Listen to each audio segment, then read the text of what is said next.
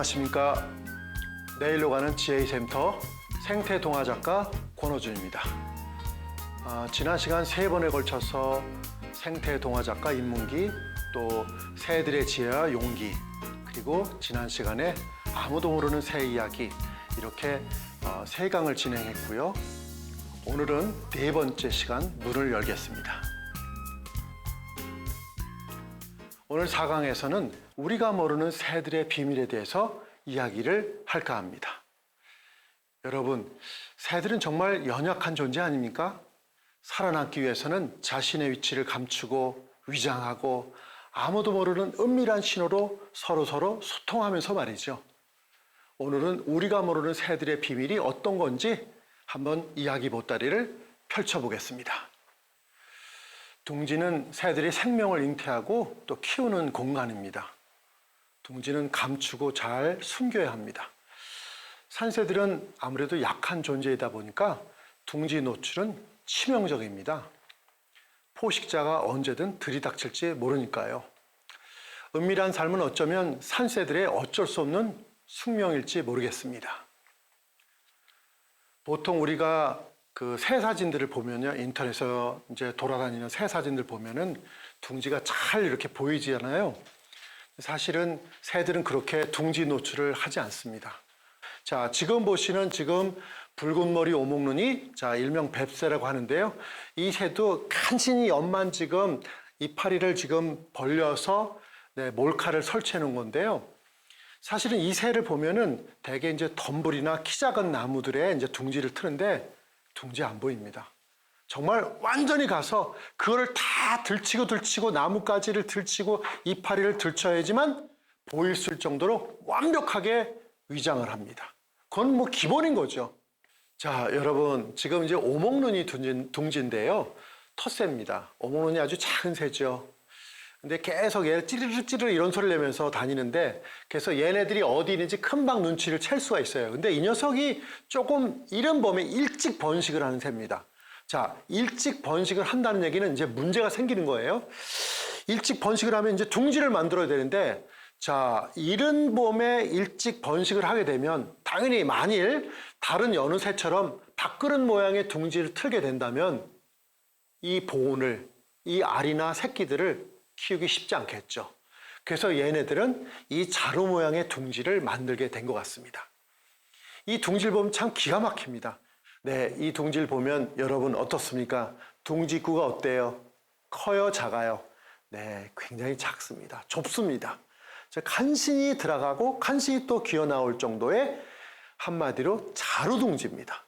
그러니까 다른 산새들은 대개 오픈형 둥지인데 얘는 완전히 자루 모양의 둥지를 만들어서 아주 비좁은 입구를 통해서 들락달락거리는데요. 자, 이 들썩술썩하고 그 다음에 꽁지깃이 알을 품을 때 이렇게 꽁지깃이 삐져나오는 것까지 여러분 보실 수 있습니다. 자, 이렇게 둥지 입구가 비좁은 거는 이유가 있겠죠. 얘네들이 그 추운 이른 봄에도 번식을 하면서도 알 품는 이 포란의 효율을 굉장히 높일 수 있고요. 새끼들을 따뜻한 공간에서, 정말 아늑한 공간에서 새끼들을 아주 행복하게 키워낼 수 있는 게 아닌가 생각합니다. 정말 이 오목눈이 둥지만큼 더 완벽한 난방을 하는 그런 새 둥지가 있을까요? 아마 흔치 않을 것 같아요. 네. 봄철 번식철이 되면 놀랍게도 사람 사는 민가를 찾는 새가 좀 있습니다. 바로 대표적인 게 딱새하고 제비입니다. 먼저 딱새 얘기 좀 할게요. 딱새가 사실 번식철 이외에는요, 굉장히 좀 예민한 것 같아요. 가까이 사람 곁으로 잘 다가오지도 않고 피하고 막 이러는데, 이상하게도 번식철이 되면 사람 사는 동네로 들어오는 거예요. 지금 사진에 보는 건 지금 제가 경북 의성에 거기에 우편함이 꽤 집집마다 우편함이 있는데 굉장히 오래된 옛날 우편함입니다. 여기에 다 들어와서 둥지를 트는 거예요, 집집마다. 어떻게 거짓말처럼 한 집도 빼놓지 않고 다 들어와서 다 이렇게 알을 품고 있는 거예요. 자, 그렇다면 여기서 좀 의문이 하나 드는 거예요. 얘네들은 도대체 이 번식철에 왜 사람이 사는 곳에 민가에 들어올까? 사람은 무섭지 않을까? 평상시 번식철이 아닌 비번식철 때는 사람을 가까이 하지 않죠. 무서워하는 거겠죠. 그런데 번식기만 되면 사람이 사는 곳으로 들어오는 거예요. 도대체 이게 무슨 생각일까요? 얘네들이 민가에 들어오는, 사람들이 사는 세상 속으로 들어왔다면 반드시 이유가 있는 거겠죠. 이제 물론 얘네들도 무섭고 두렵긴 하겠죠. 하지만 그보다도 얻는 이득이 훨씬 큰 게 아닐까요? 자, 사람이 사는 세상으로 들어오면 일단은 안전하죠. 네. 그 다음에 이렇게 지금 사진에 보는 우편함처럼, 우편함은 대개 현관 기둥이라든지 벽면 한 1m나 1.5m 높이 정도에 보통 걸어두거든요. 자, 완전히 수직이죠. 수직이다 보니까 고양이들 공격 못하죠. 뱀 못 들어가죠. 그런데 가끔 이제 시골에 보면은 뭐 볕단이라든지 아니면 농산물들 이렇게 쌓아놓고 이 우편함 밑에다 쌓아놓는 경우가 있어요. 그래서 거기를 고양이가 타고 올라가는 거를 제가 목격을 한 적이 있습니다만은 대부분의 우편함은 사실은 다른 천적들이 쉽게 공격할 수 없습니다. 자, 새들이 가장 두려워하는 천적, 뱀으로부터 자유롭고요. 또 그 막강한 무시무시한 고양이로부터 자유롭죠. 어쨌든 이런 우편함들은 천적들이 쉽게 접근하고 공격하지 못하니까 아마도 이 천적 방어를 위해서 이 딱새가 이 민가를 선택한 게 아닌가 생각합니다. 자, 뭐 제비야말로 여러분 잘 아시다시피 제비는 이미 오래전부터 우리 민가, 우리 사람들하고 관계가 있죠. 자, 사람들 곁에 와서 편하게 둥지를 틀고 살아가죠. 그 진흙둥지를 틀어서 사는데, 근데 이 제비도 모든 제비가 다 이렇게 우리 사람들의 우대를 받고 혜택을 받는 건 아니죠. 여러분 제비도 여러 가지 종류가 있는데 그 중에서 귀제비라는 제비가 있습니다. 귀제비는 터널 모양의 그런 호리병 모양의 그런 둥지를 트는데요. 길게 둥지를 만드는 거죠. 그래서 한 번은 제가 이제 제비 관찰하고 연구를 하시는 선생님이 계세요. 경상도의 김철록 선생님이죠. 아주 유명하신 분입니다. 이분한테 한번 이 귀제비 둥지, 터널 모양의 이 귀제비 둥지를 왜 이렇게 만드는지 한번 여쭤봤더니 아무래도 얘네들도 천적을 방어하기 위한 그런 자구책이 아닌가. 둥지는 길지만 또 입구는 좁고, 물론 이 제비 둥지는 완전 오픈이 돼 있잖아요. 반 오픈이 돼 있잖아요. 그것보다는 완전히 좀 밀폐되고 구멍 입구가 좁은 것이 훨씬 더 아무래도 안전하고 유리하지 않을까, 그렇게 말씀을 하시더라고요. 자, 이 새들이 둥지를 트는 거 굉장히 신중하게 또 이렇게 둥지를 트는데요.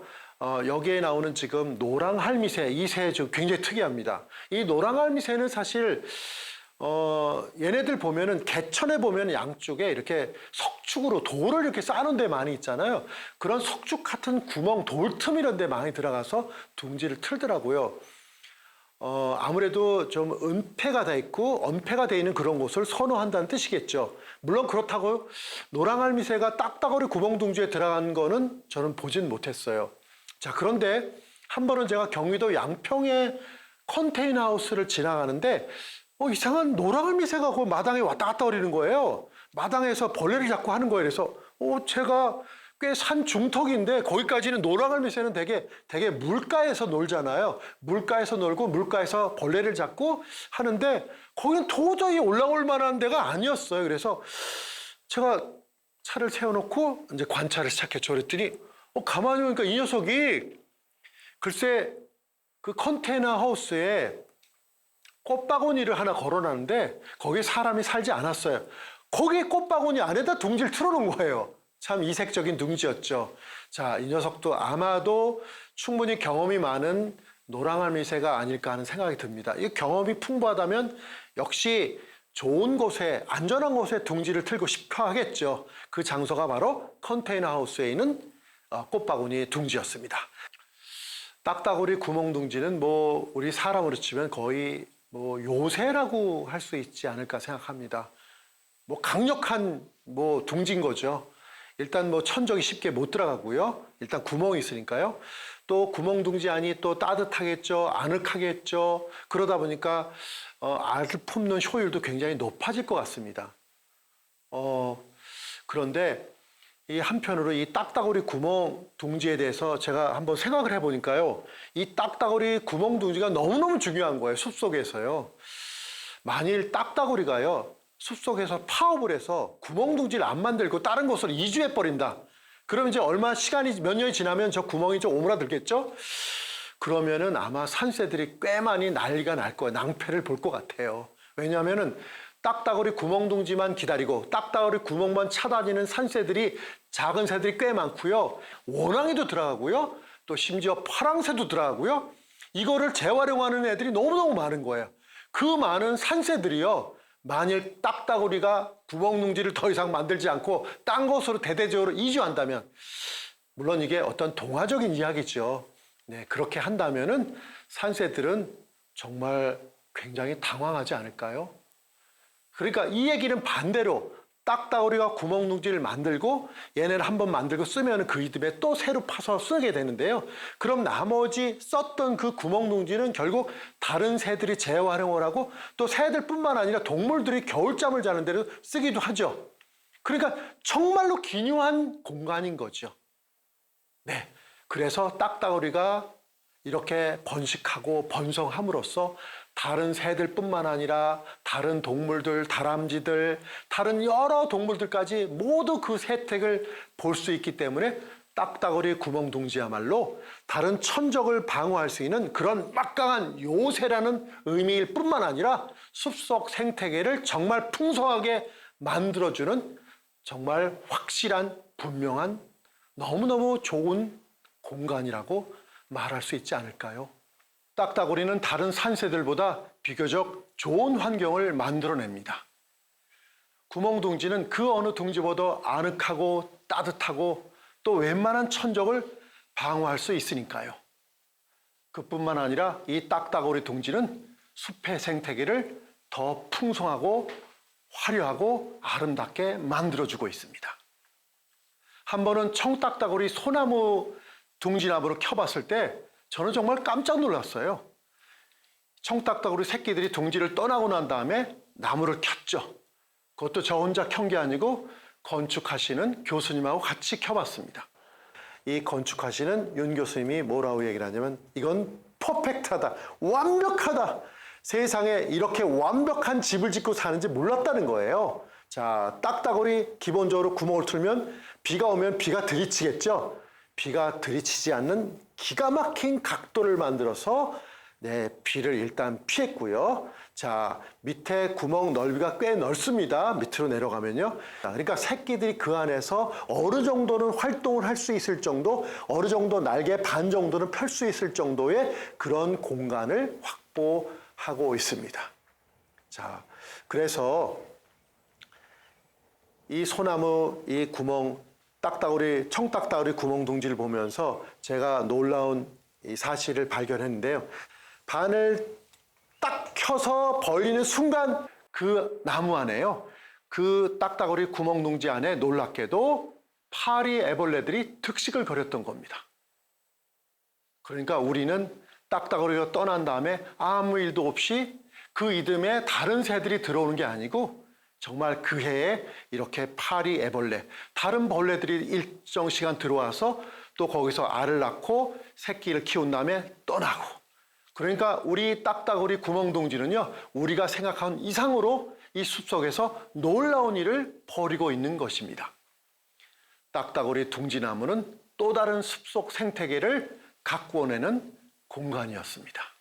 산새들은 딱따구리 구멍둥지를 참 좋아합니다.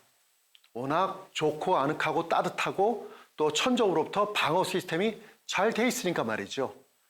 하지만 모든 산새가 딱따구리 나무 구멍을 그대로 쓰는 건 아닙니다. 터스의 동고비는요, 딱따구리 나무 구멍을 진흙으로 좁게 메어서 씁니다. 천적을 더 적극적으로 방어하기 위한 자구체인 거죠. 이건 아마도 그 누구도 흉내내지 못하는 숲속 리모델링 공사가 아닐까요?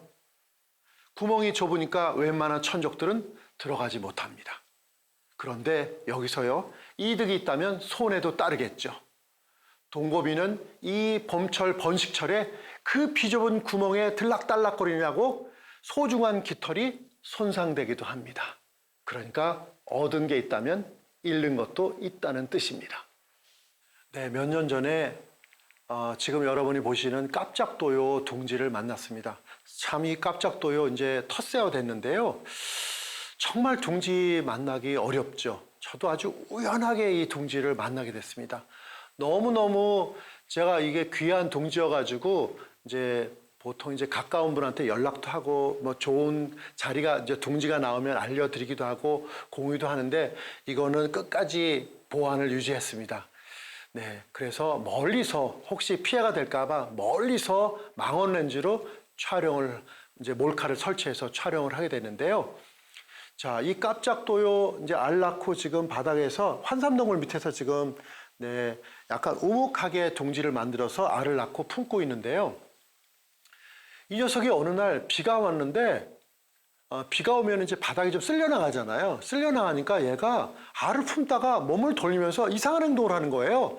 뭘 하나 이렇게 망원경으로 보니까 이 녀석이 바닥에 있는 그 마른 이파리, 풀 이파리 같은 거 있잖아요. 그거를 휙휙 던지더라고요. 또 일어서서 나가서 이 행동을 계속 반복하기도 하더라고요. 그래서 저 녀석이 뭘 하지?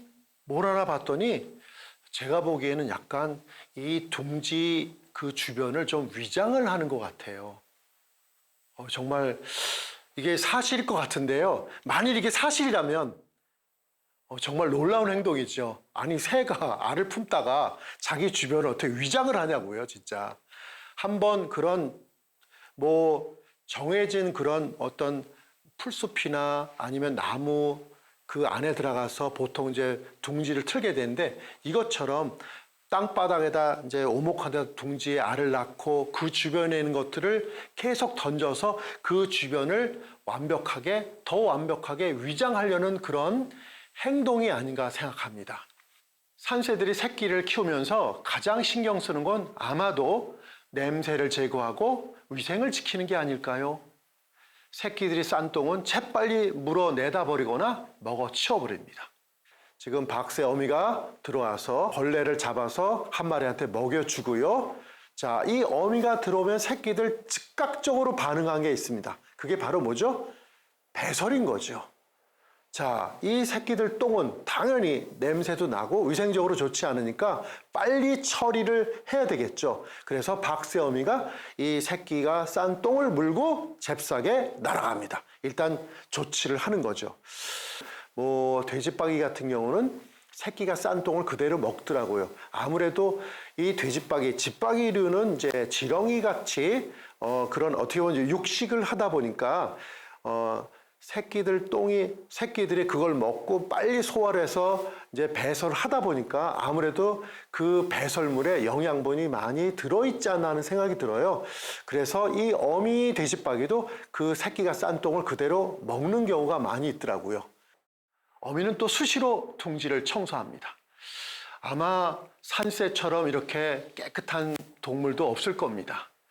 둥지가 깨끗하지 않으면 새끼들이 건강하게 자랄 수 없겠죠. 자, 오른쪽에 있는 사진인데요.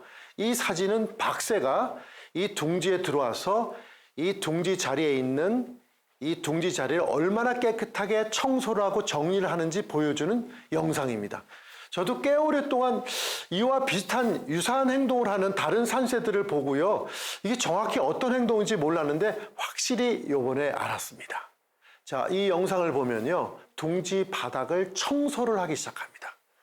자, 이 새끼들, 자, 몸에는 여러 가지 이제 지저분한 것들이 붙어 있겠죠? 뭐 각질부터 시작해서 붙어 있는데 그것들이 떨어지면은 다 그거를 치우고 먹고 그 다음에 역시 여러 가지 지저분한 것들을 빨리빨리 치우고 정리를 하는데 이 장면은요, 늘 이 산새, 이 박새가 들어올 때마다 대부분 이 위생 관리를 철저하게 지킵니다.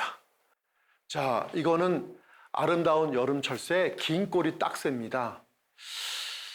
저는 이 새를 보면서요, 참 놀랍습니다. 네, 벌써 수년 전까지만 해도 사실 이 개체가 여름에 많이 오지 않았거든요. 근데 점점 더 북상을 하면서 지금은 전국적으로 많이 퍼져 있는 여름철새입니다. 네, 수컷의 꼬리가 엄청 길죠. 네, 아름답습니다. 그런데 이 긴 꼬리 딱새는요, 희한하게도 굉장히 가느다란 나무에다가 둥지를 틉니다. 녀석은 왜 이렇게 가느다란 나무가지에 둥지를 틀까요? 더 단단하고 또 굵은 나무 줄기나 나뭇가지에 둥지를 틀면 훨씬 더 안정감이 있을 텐데요. 왜 이렇게 가느다란 나뭇가지에다 둥지를 틀까요? 아마도 이건 오랜 세월이 지나면서 긴꼬리 딱새는 이런 환경을 선택한 게 아닌가 싶습니다. 분명히 무슨 이유가 있겠죠? 자, 새들에게는 새끼들, 형제들끼리 서로 죽이는 형제 살해의 그 사건이 곧잘 일어납니다. 지금 이 장면은요, 백로인데요. 백로 셋째 새끼, 아마 제가 보기엔 아마 첫째, 둘째, 셋째, 넷째 중에서 세 번째 새끼 같아요. 이 어미가 와서 이제 백로 어미들은 이제 물고기를 사냥해 와서 어느 정도 소화를 시킨 다음에 이제 새끼들한테 토해 주는데 제일 큰 녀석이 이걸 받아 먹더라고요. 그런데 제가 보기에는 셋째로 보이는 녀석이요, 막내를 집중적으로 공격을 합니다. 부리로 마구 내리 찍는 거죠. 근데 이 백로 부리가 사실 생각보다 굉장히 날카롭습니다. 어느 정도로 날카롭냐면요, 백로들이 이 민물에서 이 부리로 내리 찍어서 그 작은 새우까지 콕 찔러서 사냥을 할 정도로 그렇게 날카롭습니다. 실제로요, 또 이제 이 새 연구자들이요, 새를 잡아서 가락지 밴딩을 할 때도요, 이 백로는 굉장히 위험합니다. 이 날카로운 부리에 찔려서 실명하는 그런 일이 벌어지기도 한답니다. 자, 그런데 이 셋째 녀석은 왜 막내를 그토록 잔인하게 공격을 했을까요? 이 장면을 보면서 아마도 이 셋째 새끼는 자기가 살기 위해서, 더 많은 먹이를 확보하기 위해서 이 막내를 제거한 게 아닐까 하는 생각이 듭니다. 이거야말로 살아남기 위한 본능적인 그런 행동이 아닐까요? 여러분 잘 아시는 황새도 마찬가지입니다. 약한 황새 새끼는 어미가 매정하게 내쳐버립니다. 우리 사람의 시각, 인간의 시각으로는 도저히 이해하기 힘들겠지만 새들한테는 이런 일이 흔히 일어나는 일입니다. 네, 백로들의 형제 살해 현상도 가끔씩 이렇게 일어나기도 하는데요. 그런 반면에 형제들끼리 굉장히 또 우애가 좋은 새도 관찰한 적이 있습니다. 지금 여러분들이 보시는 이 사진은 쇠물닭입니다. 네, 여름철새인데요. 왼쪽에 있는 두 마리, 큰 새, 시커먼 그 왼쪽에 있는 새가 어미고 아주 작은 새가 새끼입니다. 요거는 지금 여름에 태어난 새끼 새입니다. 그리고 오른쪽에 지금 물풀이 있는 요 두 마리의 새가 있는데요. 왼쪽에 그 검은 새, 이 작은 새는 여름에 태어난 새끼고요. 오른쪽에 큰 새끼는 봄에 태어난 새끼입니다. 그러니까 이 한 배에서 아마 이렇게 같이 태어난, 시기를 달리해서 태어난 두 마리의 새끼죠. 네, 이 형제들 놀라운 장면을 보여줍니다. 자, 이 봄에 먼저 태어난 이 형아가요, 이 여름에 태어난 이 작은 새끼들을 계속 데리고 다닙니다. 자, 이거 완전히 그냥 데리고 다니면서 이제 돌봐주는 거죠, 한마디로. 네, 그러다가 어쩌다가 이 형아가 이 동생을 위해서 이 물풀을 또 물어다 주기도 합니다. 그런데 제가 이 관찰을 하다가요, 어떤 일이 벌어졌냐면 이 어미새가요, 이 봄에 태어난 그 형아를 막 야단을 치는 것처럼 막 날개를 파닥거리더라고요. 그래서 뭔가 봤더니 글쎄, 아마도 제가 보기에는 이 형아가 동생을 제대로 돌보지 못한 것 같아요. 이건 물론 동화적인 상상이긴 합니다만은 그다음부터 아주 정말 밀착해서 이 형아가요, 동생을 정말 잘 돌보더라고요. 이런 걸 봐서 이 모든 새들이 다 백로처럼 그렇게 형제끼리 죽고 죽이고 하는 일만 벌어지는 게 아니라는 거죠. 자, 이렇게 쇠물닭처럼 시기가 다르게 태어난 형아가 이 동생을 아우를 돌봐주고 또 관리해주고 챙겨주는 이런 아주 훈훈한 이야기까지 있는 장면이 바로 쇠물닭입니다. 초여름 어느 날 흰목물대새가요, 놀라운 행동을 하고 있습니다. 이 녀석이 갑자기 물가로 갑니다. 네, 물가로 가서 뭘 하나 봤더니 글쎄 가슴털에 물을 적시는 거예요. 저 녀석이 뭐 하고 있지? 아니, 자기가 너무 더워서, 물론 더우면 목욕하는 새들은 꽤 많죠. 네, 수시로 목욕을 하죠. 체온을 떨어뜨리겠죠. 그런데 그게 아닌 것 같아요. 자, 가슴털에 물을 적신 이 흰목 물대새는요, 어디론가 가는 거예요. 가만히 보니까 이 녀석이 둥지로 가네요. 자, 둥지로 가서 글쎄, 그 알에 묻혀줍니다. 그러니까 이 직사광선을, 초여름의 직사광선을 쬐인 이 알이 굉장히 뜨거워지겠죠. 과도하게 뜨거워지면 안 되잖아요. 그래서 이 흰목물대새는 바로 뜨거워진 그 알을 식혀주기 위해서 그 차가운 시냇물을 묻혀서 알에 묻혀서 온도를 떨어뜨리는 그런 일을 하고 있습니다. 어떤 장면이 연출되는지 한번 잘 보세요. 알 4개를 모두 산란하고 알을 품는 중입니다. 이때가 6월 초순경이었는데요. 날씨가 점점 뜨거워지고 있는 계절이죠. 태양이 내리쬐는 자갈밭에서 알을 품는다는 게 여간 힘든 일이 아닐 수 없는데 열심히 알을 품고 있습니다.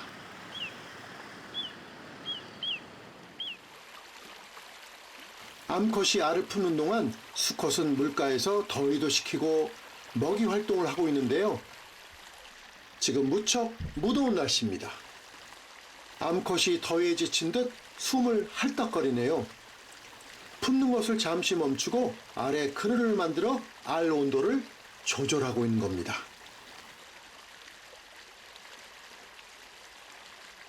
수컷이 반응을 합니다. 마치 암컷이 부르는 소리를 들은 듯 수컷이 둥지로 가고 있는데요. 흰목물대새는 암수가 교대로 알을 품습니다. 조류학자의 연구에 따르면 외형적으로 암수 구분이 잘 안 되는 물새는 암수가 교대로 알을 품는다고 합니다.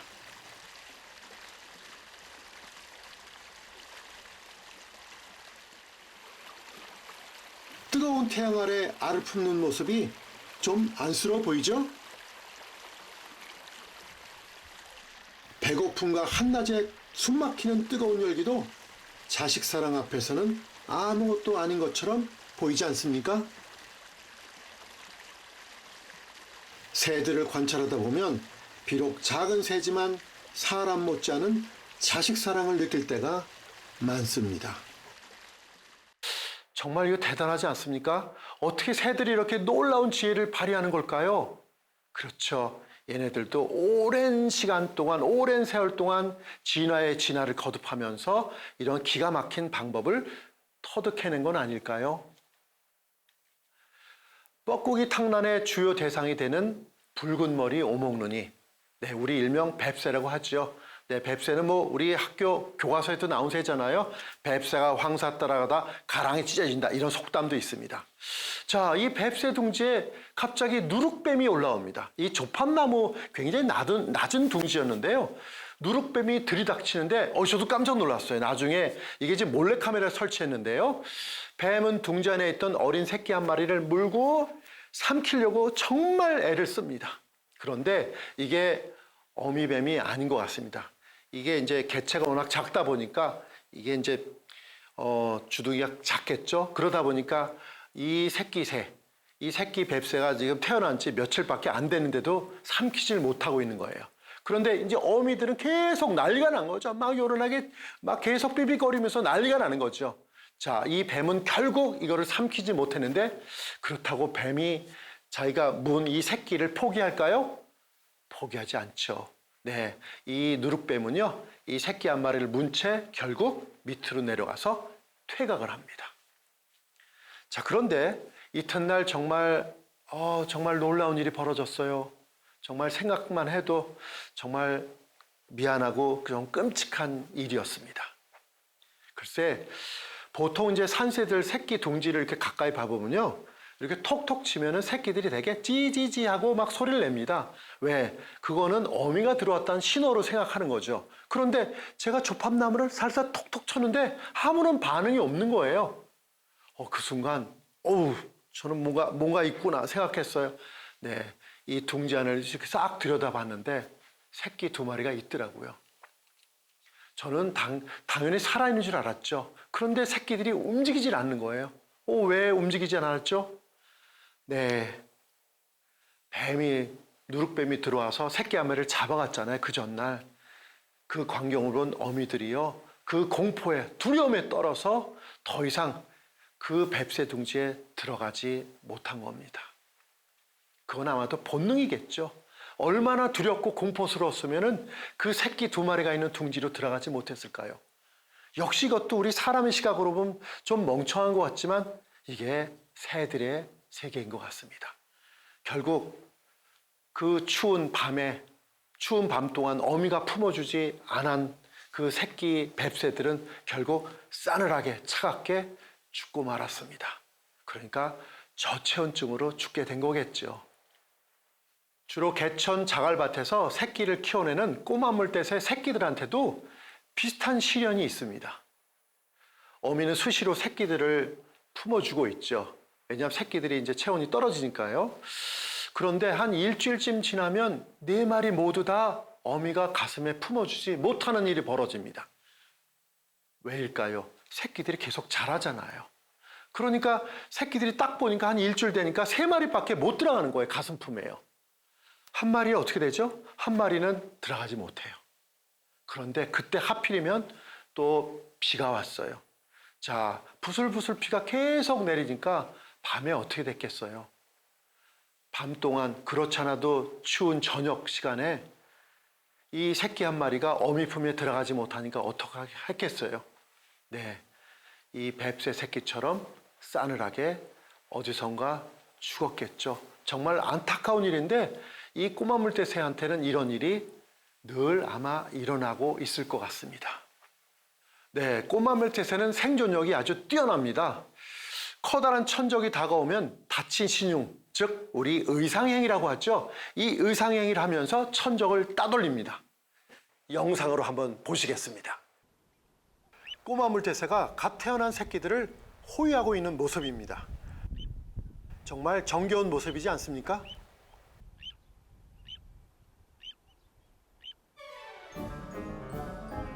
이때 동네 누렁이가 나타났습니다. 어미새는 날카로운 비상 신호를 새끼들에게 보내고 있습니다. 어미의 비상 신호를 들은 새끼들은 돌틈 사이에 납작하게 엎드립니다. 새끼들은 워낙 작기 때문에 이렇게 숨으면 찾을 수 없어요. 누렁이가 점점 다가오고 있습니다. 그러다 뭔가를 본 것 같죠? 바로 어미새입니다. 시청자 여러분 잘 보세요. 지금 날개를 다친 듯 파닥거리고 있죠?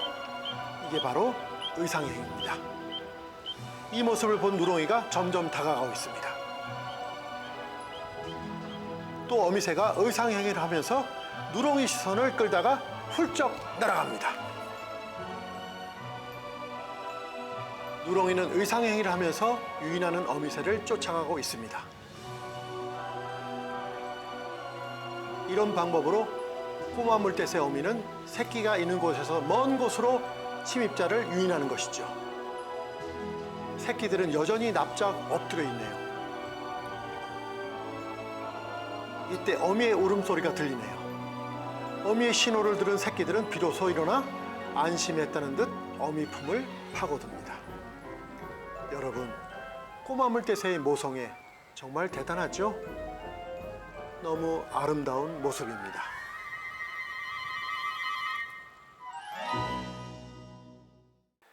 꼬마 물대새는 지혜만 있는 게 아닙니다. 자신보다 훨씬 큰 신목 물대새가 자신의 영역으로 쳐들어왔어요. 자, 그때 꼬마 물대새 놀라운 행동을 합니다. 저돌적으로 달려들어서 이 신목 물대새를 영역에서 쫓아냅니다. 정말 특종 장면이 연출되었습니다. 어느 날 또 맷비둘기가요, 이 꼬마 물대새 등쥐 근처로 찾아왔습니다. 이 맷비둘기는 사실 그냥 물을 마시러 온 것 같았어요. 그런데 꼬마 물대새 암수가요, 동시에 몸을 날려서 육탄 공격을 퍼붓니다. 제 아무리 덩치가 크면 뭘 하겠어요. 그 큰 맷비둘기도요, 결국 목숨을 걸고 달려드는 이 꼬마 물대새한테는 당해낼 수가 없습니다. 자, 결국 도망가고 맙니다. 자, 이런 행동을 하는 건 다 알과 새끼들을 지키려는 새들의 생존 본능이 아닐까요? 어느 봄날 돼지박이 둥지 근처로 어치가 다가왔습니다. 여러분, 어치 아시죠? 어치는 옛날에 노래에서 산까치야 산까치, 아주 예쁜 노랫말이는 새이긴 한데요. 사실 어치는 숲속의 폭군 중의 폭군입니다. 이 녀석은요, 수시로 둥지를 털고요, 알을 먹고 훔쳐먹고 작은 새끼들 잡아먹습니다. 아주 머리도 아주 좋은 까마귀가 산새죠. 자, 어느 날 돼지박이 둥지 근처로 이 어치가 들어왔는데, 돼지박이 수컷 가만 안 두더라고요. 이 녀석은 수컷 돼지박이입니다. 사방을 경계하는 모습인데요. 뭔가를 느낀 건지 머리가 쭈삣거리면서 잔뜩 긴장된 모습을 보이고 있습니다.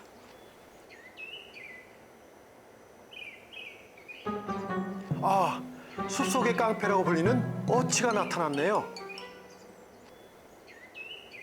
어치는 둥지털이 명수입니다. 돼지박이 수컷이 잔뜩 긴장해 있습니다.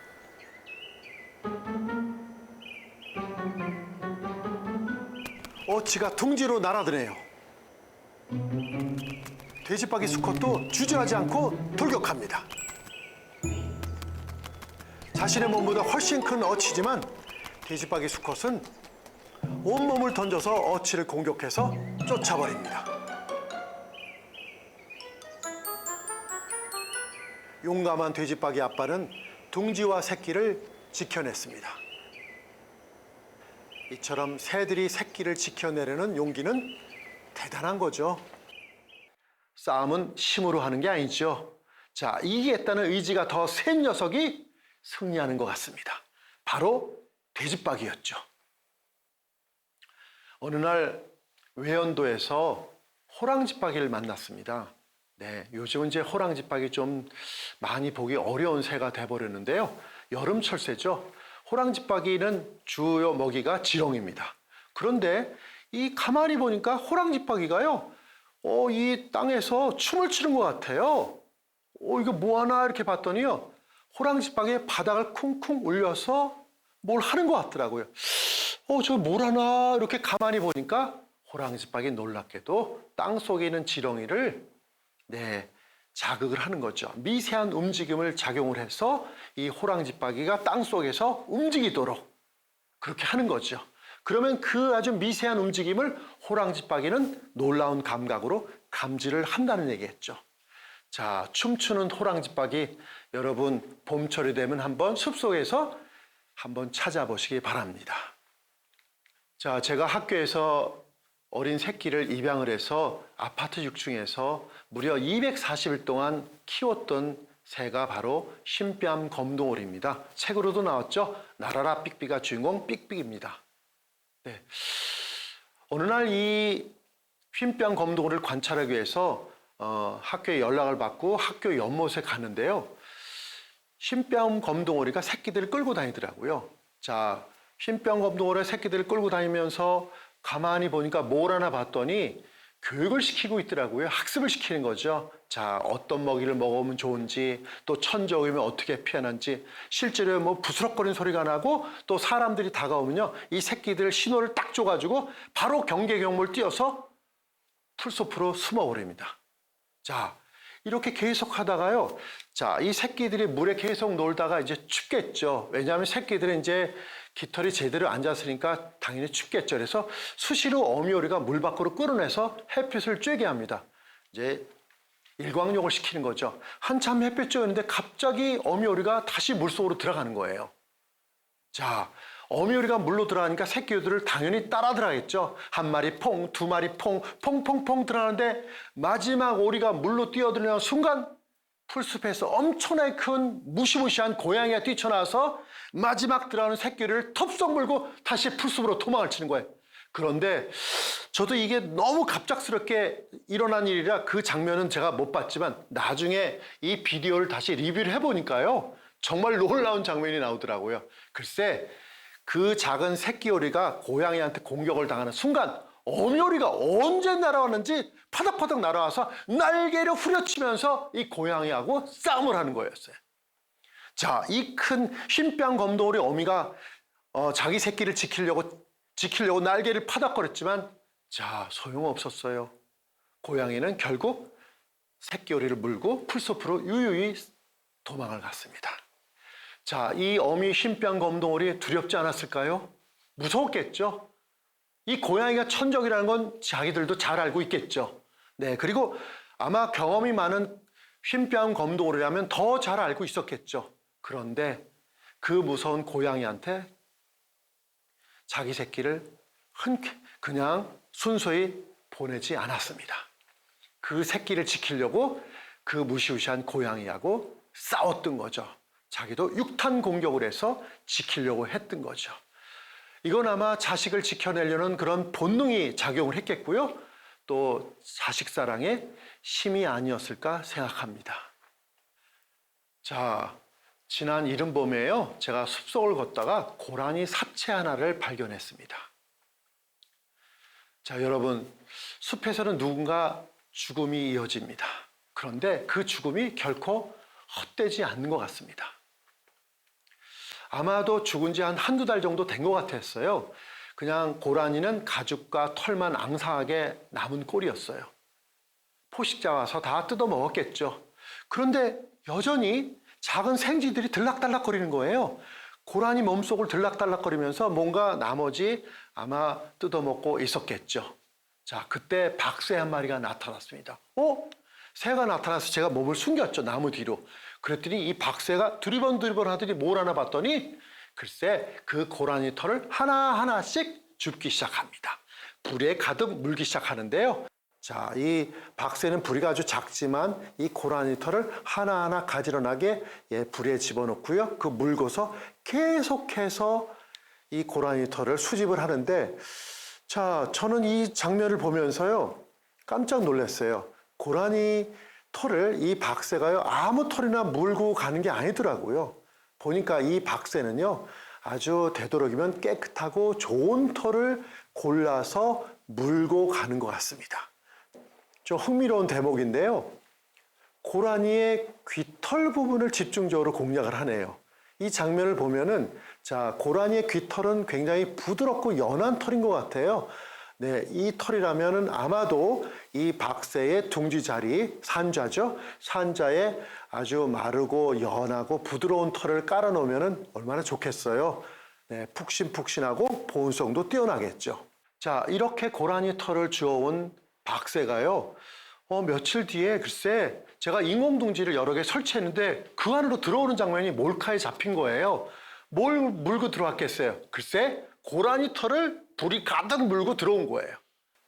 네, 고라니 털을 꽤 많이 불에 물고 지금 박새가 들어오는 장면입니다. 자, 자기 알을 낳을 산자에다가 지금 골고루 지금 어디다 지금 깔아놔야 될지 연구를 많이 하는데요. 자, 이 장면 몰카에 잡혔습니다.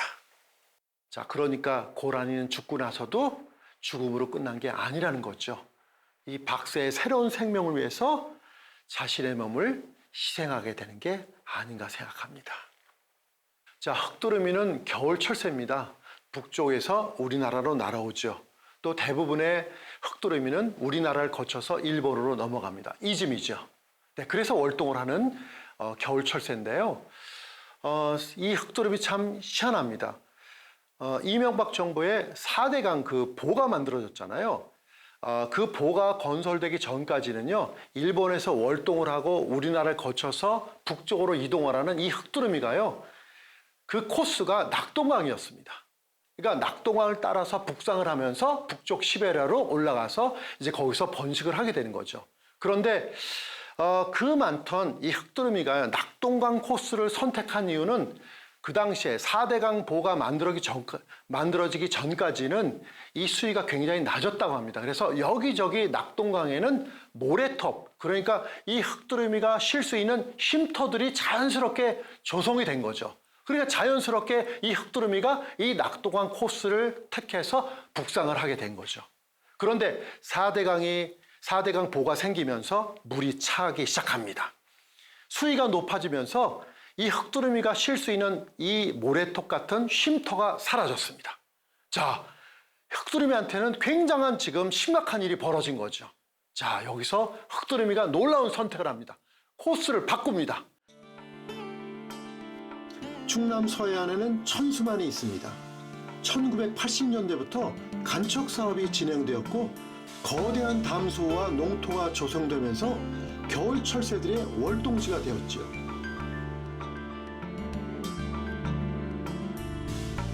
지금 보시는 사진은 천수만 철새 지킴이신 수의사 김신환 원장께서 천연기념물인 흑두루미의 먹잇감인 별을 뿌려주고 있는 장면인데요. 2009년부터 하고 계십니다.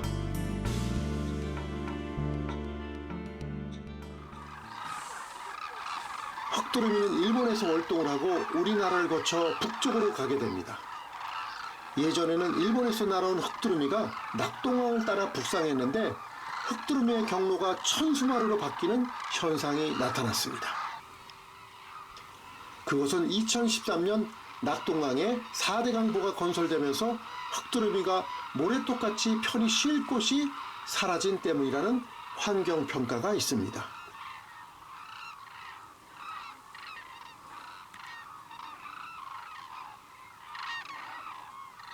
여기서 또 놀라운 사실은 천수만에서 매년 4천에서 5천 마리의 흑두루미가 관찰되었는데요. 올봄 북상 때는 무려 10,000마리가 천수만을 지난 겁니다. 이건 기록적인 변화입니다. 이런 변화는 해마다 천수만에 약 15톤에서 20톤 분량의 별을 뿌려준 노력의 결과라고도 할 수 있겠습니다. 이 별은 충남 서산시의 지원과 일부 독지가들의 후원을 받아 충당하고 있다고 하네요.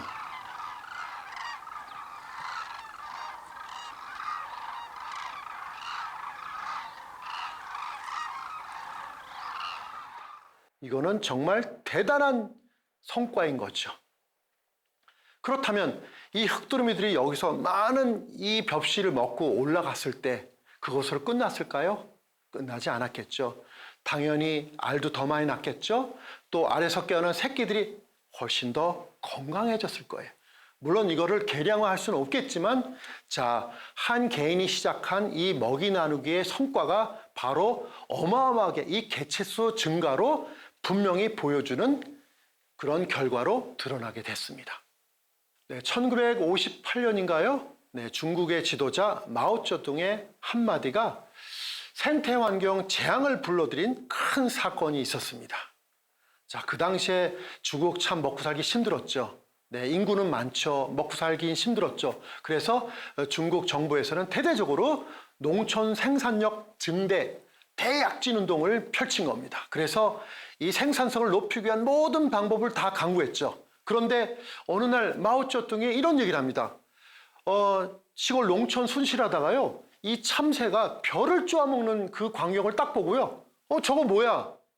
저거 참새 때문에 저 생산량이 떨어지는 거 아니야? 이렇게 딱 한마디 했는데 이게 재앙으로 돌변하게 된 거죠. 자, 그래서 그 마오쩌둥의 한마디 때문에 결국 전국에 있는 참새들 사냥이 시작됩니다. 이 참새를 없애면 결국 이 벼의 생산량이 대대적으로 늘 수 있을 거라는 기대감을 하게 된 거죠. 그래서 1958년 천해 이 대약진 운동이 시작된 1958년 한 해에만요 몇 마리의 참새를 죽였는지 아세요? 놀랍게도 2억 1,000마리가 집계됐습니다. 근데 여기서 재미난 건요, 참새를 어떻게 잡았느냐는 거예요. 자, 여러분, 참새를 어떻게 잡았겠어요? 물론 총으로 쏴서 죽이기도 했겠죠? 그런데 이 중국 사람들 정말 놀라운 방법으로 참새를 잡습니다. 그 많은 사람들이요 다 흩어져서 꽹가라 치고 피리를 불고 고함을 지르고 막대기를 휘두르고 해서 참새들이 내려오지 못하게 만들어 버린 거예요. 자, 계속해서 시끄럽게 소리를 내고 막 사람들이 흔들고 소를 흔들고 막 피리를 불고 꽹가를 치고 하니까 이 참새들이 겁이 나니까 내려앉지 못하잖아요. 계속 하늘에서 날다가 한마디로 비행기 연료가 떨어진 거하고 똑같은 거예요. 연료가 떨어지면 어떻게 추락이잖아요. 세상에 이렇게 해서 그 많은 참새들이요 다 추락을 하게 만드는 거예요. 지쳐서 떨어지게 만드는 거예요. 자, 그렇게 2억 마리, 2억 1,000마리 정도의 이 참새를요 완전히 잡아가지고 멸종에 가깝도록 만들어버린 거예요. 자, 그러면 그 벼를 쪼아먹는 참새를 2억 1,000마리를 잡았으니까 그러면 농사는 잘 됐을까요? 풍년이 됐을까요? 놀라운 일이 벌어진 거예요. 그 당시에 사람들은요, 참새가요, 벌레를 잡아먹고 해충을 잡아먹고 이렇게 그렇게 놀라운 일을, 좋은 일을 벌이는 것을 전혀 생각하지 못한 거죠. 바로 그 법을 간과한 거죠. 참새가 멸종이 되니까요, 그야말로 재앙이 시작됩니다. 해충이 늘어나고요, 벌레들이 기하급수적으로 늘어난 거예요. 막을 수가 없는 거죠. 그냥 한순간에 바로 재앙이 시작됩니다. 흉년이 계속된 겁니다. 자, 참새가 사라지니까 해충들이 계속 들끓기 시작하고요, 흉년이 계속되니까 어떻게 되겠어요? 결국 죽어나오는 건 누구죠? 백성들이죠. 인민들이죠. 그 당시에요, 그 몇 년 사이에 중국 인민들이 수천만 명이 굶어 죽게 됩니다. 한순간에 어떤 오판으로 인해서 생태 환경에 재앙이 된 이야기입니다. 네, 여러분 지금 이 보시는 이 새는 넓적부리 도요입니다. 멸종 위기종입니다. 지금 북쪽에서 우리나라를 거쳐서 남쪽으로 이동을 하고 다시 또 남쪽에서 우리나라를 거쳐서 북쪽으로 이동을 하는 새인데요. 희한하게도요, 서천 앞바다, 충남 서천 앞바다에 있는 작은 섬 유부도에서만 관찰이 되는 새입니다. 그래서 이 새를 보기 위해서 전 세계에서 이 조류 연구자들이 바로 유부도를 찾게 되는 거죠. 유부도는 아직 개발이 지금 많이 안 돼서 전기 여객선도 제대로 가동되지 않아서 다행히 이 새가 잘 보존되고 있는 게 아닌가 생각합니다. 자, 이 넓적부리 도요가 있는 것만으로 우리는 너무너무 행복하고요, 정말 행운이라고 생각합니다. 자, 지금 멸종 위기에 닥쳤지만 그래도 우리나라를 거쳐서 서해안에 풍부한 먹잇감을 먹고 또 이동을 해서 다시 또 우리나라를 오가는 이 넓적부리가 계속 개체수가 늘어나기를 바라는 마음이 좀 간절합니다. 사실 새들이 해마다 잡아먹는 벌레와 해충은 정확한 통계가 잡히지 않을 만큼 엄청납니다. 우리가 새들의 이득을 보고 있는 거죠. 새가 살아가는 만큼 또 우리 인간이 그만큼 이득을 보게 된다는 거죠. 새들은 우리 인간한테 약간의 피해를 주긴 하죠. 하지만 한편으로 거대한 방역을 해주면서 우리 인간하고 공존하고 있는 건 아닐까요? 만일 새가 사라진다면 중국 마오쩌둥의 참새 전쟁을 한 것처럼 어떤 대재앙이 닥칠지 모릅니다. 우리가 새를 관찰하고 또 연구하고 또 공존의 지혜를 발휘해야 되는 이유가 바로 여기에 있습니다. 네, 지금까지 4강에 걸쳐서 제 이야기를 잘 들어주셔서 감사드립니다. 고맙습니다.